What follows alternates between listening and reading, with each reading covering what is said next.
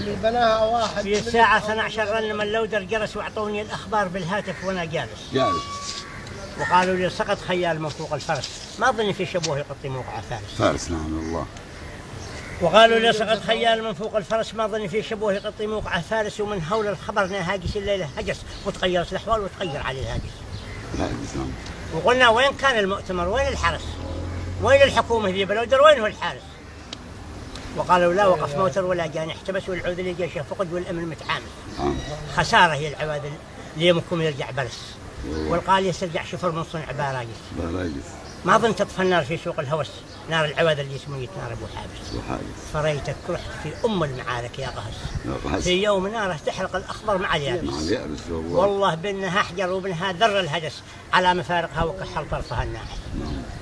وريت الارض بعد حسين بات تصبح يبس. وكل عذراء بات تظلي باليمن عانس. ولا قاضي قرا خطره ولا جالس درس. والمحكمه تصبح خرابه والعلم ناكس. وبات تصبح مزارع موجه بعده جدس وحور وشبوه، بات تظلي كلها جالس. بقيبة بن علي أحمد من خمس ولا سدس، ما بيرد الفعل لا خامس ولا سادس.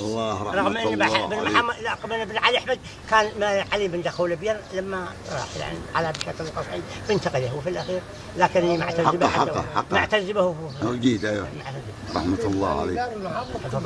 هي الأخيرة هذه بعود بن علي أحمد. بقيبة بن علي أحمد من خمس ولا سدس، ما بيرد الفعل لا خامس ولا سادس. هذا حماقة القهس. هذا صالح غالب الشقي، أحد الشعراء البارزين.